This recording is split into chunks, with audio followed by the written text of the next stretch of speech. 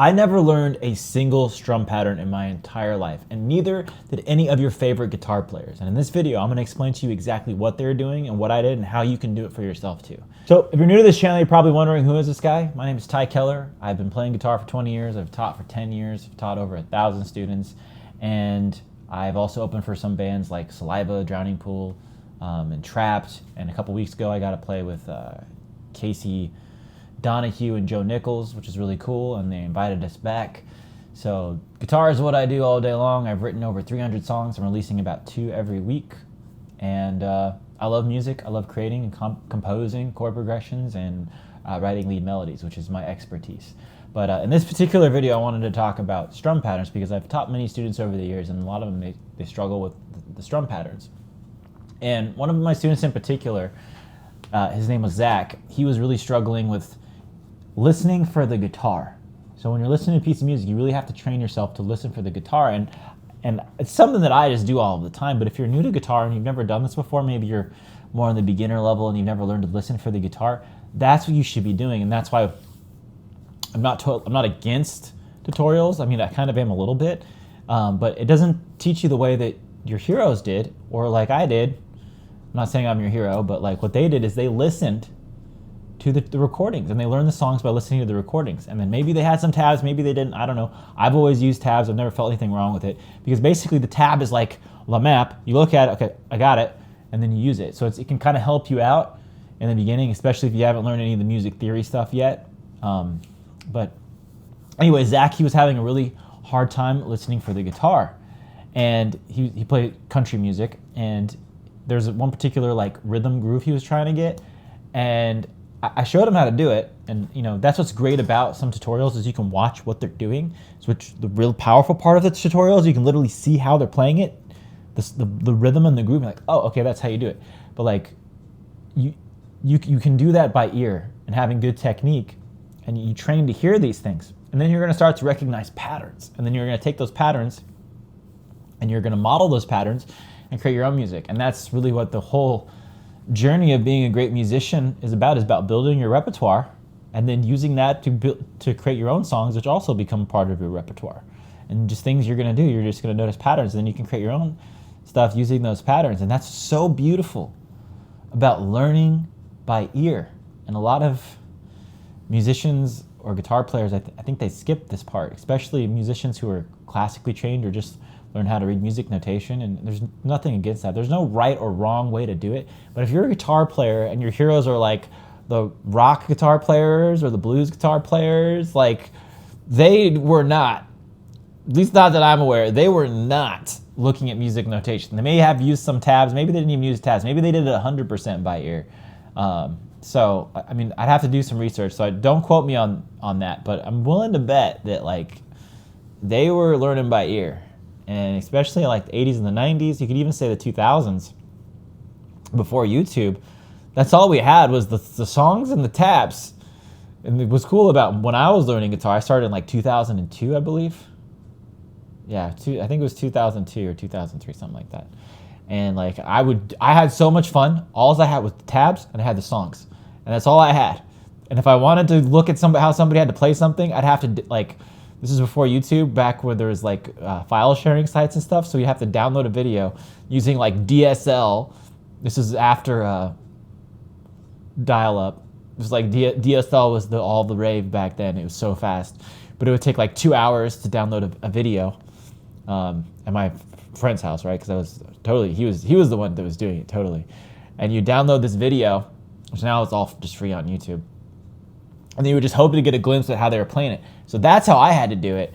It's like if I want. So that's what's so great about tutorials is you can literally see how to play it correctly if somebody's doing it, or you can just look up the song. You don't have to download a video, and you have all the songs that you can just go on YouTube, hit play, and just play along to the song.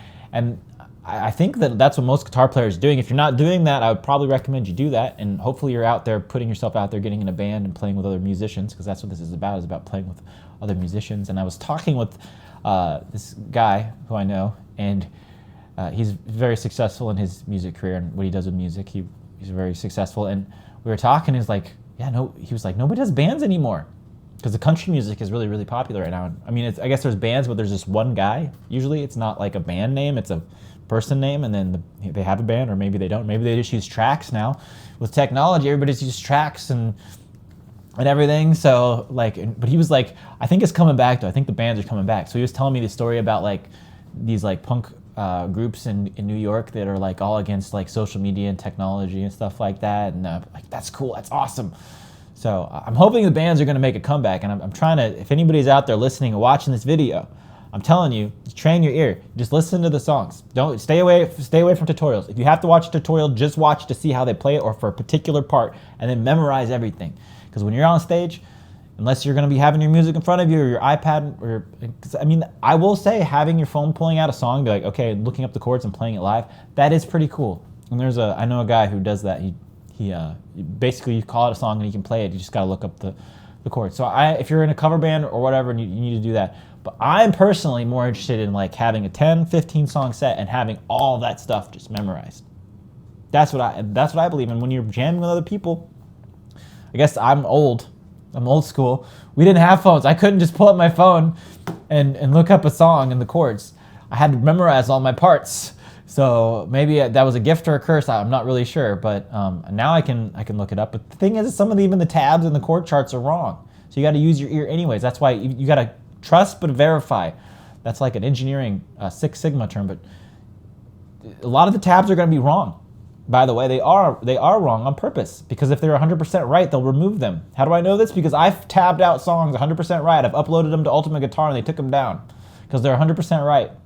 So be aware of that. If you didn't know that, now you do. But yeah, the tabs are not 100% right. So if you really want to get a song down, like you're like, this is a song I want to learn, most of it, or from beginning to end, I want to learn it exact, just buy the sheet music or the guitar tab sheet music. You don't necessarily have to learn how to read music notation. We'll have the music notation and we'll have the tabs. And tabs have been around for like 1,500 years since lute players, so there's no shame in learning tabs. Don't let anybody shame you for not being able to read music notation as a guitar player. Because there's this drummer I know, he kind of, I don't want to say I was traumatized, but I felt ashamed a little bit because I didn't know how to how to read music notation. And that kind of messed me up for a long time. But I know my theory way better than probably most people who can read the actual music notation. I know this thing back and forth. I was going to get this tattooed on my wrist, but then I learned to play the piano, and I took all the 100 songs I'd written on guitar and I transcribed them on the piano. So I also know how to play the piano. It's nice to see it linearly, but I learned it on the guitar first. I learned all this theory stuff and how to navigate the fretboard using the ACE system. By the way, you can find the course down below. And then I took those songs I wrote and I learned how to transcribe and how to sing and play them on the piano. And I'm not the greatest piano player. I only play octaves, and then I play arpeggios with my right hand. So I probably have terrible technique, because I was trying to reinvent myself in 2020 because I mastered the guitar, became like a virtuoso. I don't say that to be pretentious, but I mastered the guitar, and I was like, well, I'm gonna just learn to play the piano now, because this is the next evolution of my musicianship, and it's a never-ending journey. I'm never gonna stop playing music. This is what I love to do. Now I'm trying to get to the point where I'm making it a career, and I know this, I'm kind of way going off of a tangent, but I told the lead singer of the band I'm in right now, let's go for a Grammy, because why not? Why not? May that happen, or will it happen? I don't know. Maybe it will, maybe it won't, I don't know. That's the goal. So that's the level I'm playing at. That's why you also need to surround yourself with other people who are playing at higher levels. Stop playing small.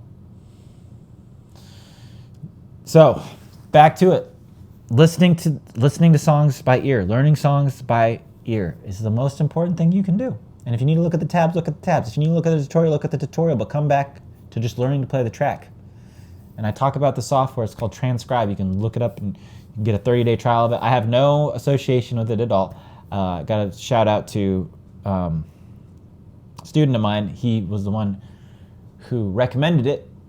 And I was like, oh, holy crap, this is awesome. I no longer have to, because you can select specific sections, you can slow it down and speed it up. It keeps the sound integrity, and you don't always have to keep going back. Keep hitting replay. Because back in the day, what I had to do is I'd play the song, and then I'd play it, and I would just plow through it, which can work, but then if I had to get a part down, I'd have to stop it, practice that part, hit play again. And now you can like literally, you have the tools, the software, there's really no excuse to becoming a great guitar player, a great musician. It's just, I talked about this in the last video a bit, but it's about like identity. And going is like, this is just something I do. And if you do it every day, you're gonna start getting good at it. And my students who understand that are the students who succeed, or any musician who understands this, or the musicians are the musicians who succeed. It's also important to have accountability too, because by playing open mics, playing shows, playing with the musicians, that's also going to help hold you accountable, because you're not going to want to be embarrassed. You're really going to know your parts. But if you don't have that, and you're not planning to play with other people, and you don't have that aspiration, then you're not going to be as good as somebody who does. Or maybe you will be good. I don't want to say it's completely black and white, because I have had some students who are like really, really good and they never wanted to play in a band. Or maybe they do play in a band now. It was like years ago. But learn by ear. I've never learned a single strum pattern. I listen for the guitar. The first one's going to be hard. The second one's going to be hard. And one of my students, he was really struggling with this too. And I wrote out a strums pattern for him. But you want to hear it. Like, we'll just take Back in Black, right? Da, da, da, da, da, da, da, da, down, down, up, down, down, up, down. Like, that's, like, I've never had to, it wasn't until I started teaching that I had to start breaking down strum patterns. And so I would highly recommend that, even if you're like, but I really need a strum pattern, or I really need a tutorial, I really need, just try to do it on your own first and then do the tutorial. And try just kind of ebb and flow back and forth, because you're going to learn to hear the guitar, and this is going to pay off in dividends once you get it down, because the more patterns you start to recognize, you're going to start to recognize that there's lots of repetition in the same things. I mean, there's different grooves, there's different tempos, but that is the way, is listening. Ask anybody who's worth their salt in their music, who plays live. They're going to be like, yeah, I can play. They'll listen to it and they'll play it by ear. And the thing is playing it by ear isn't like not necessarily not using any tabs or anything like that, or music notation. You just use it enough until you kind of get the gist of it, especially like chord progressions. Like a verse, once you know the key and the general groove of the song, it's going to be really easy for you to figure it out. And maybe they'll be using, they might be using different like shapes or positions, in which case, look it up and then be like, oh, okay, that's it. Then back to it. The thing is I think that what happens, or what's happening now, 2026, when it comes to music education, or just education in general, is you go down this like rabbit hole of like more information. And I'm guilty of this recently. I'm trying to figure out some things when it comes to psychology, and I want to just keep going to the next and the next and the next before I actually like applying that or slowing it down and like writing it out. And I actually did make some notes, but then I just found out yesterday, I was trying to go find more and more and more and more. I even got a playlist. I'm like, oh no, I've got a playlist. This isn't good. I'll just come back to it, right? And I did actually go back to a video. There's one specific part that I found, and I was like, okay, cool.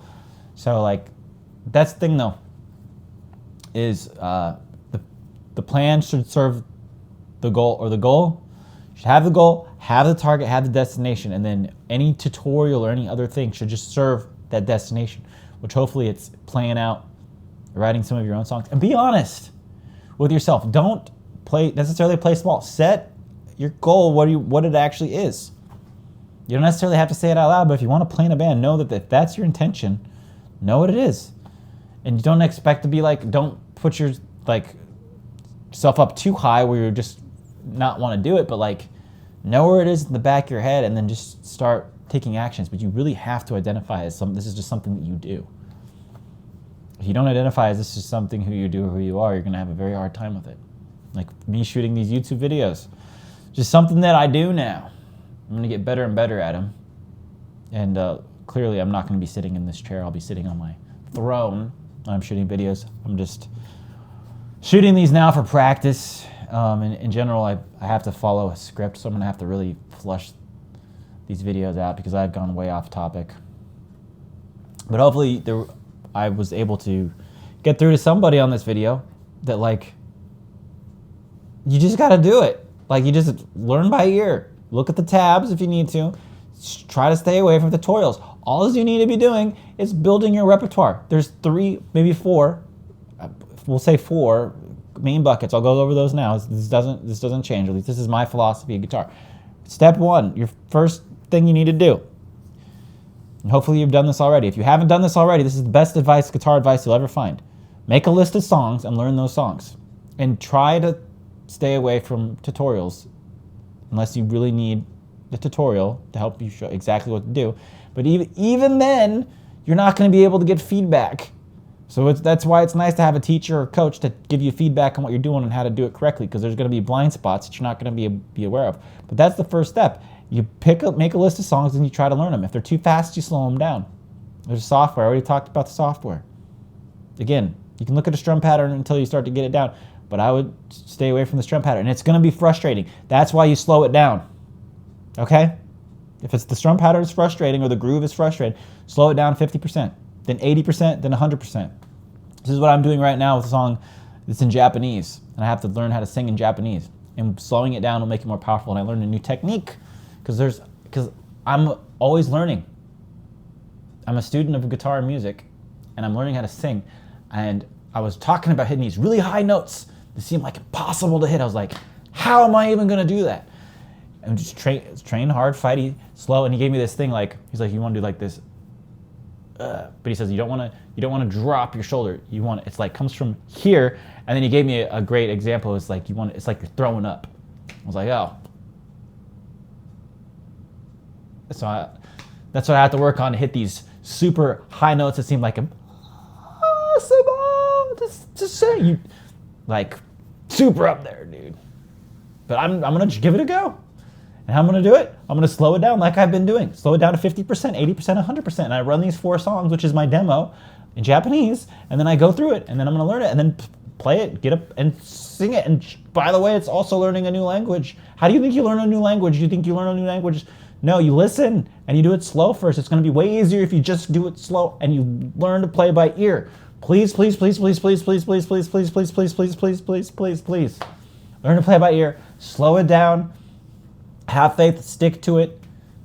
Don't quit, because you're gonna want to quit. You know, I'm doing these videos right now. I'm wanting to get thousands of views or whatever, but I'm not gonna quit. I'm gonna get back to doing the short form. I'm gonna get back to doing it. But the win is that I'm no longer reading from a script. I'm learning how to vibe and how to have this, and I'm able to talk in front of a camera at least, right? This is a learned skill. I had to learn this over 10 years of how to talk. If you saw my first video, I was terrified. Terrified of making videos. If you saw my first show, up me on stage, I was terrified. If you saw my first improvisations, it was terrible. So you got to stay consistent. And the thing, especially if you're older, it's like you regret, you know? Yesterday you said tomorrow, and then like the best time to plant a tree was 10 years ago. The second best time is now. So like you could have done this 10 years ago, but you're doing it now. So if you like this video, make sure to leave a like, comment, subscribe. And free course, Sprint's happening on September the 15th. I'll see you in the next video. Rock and roll.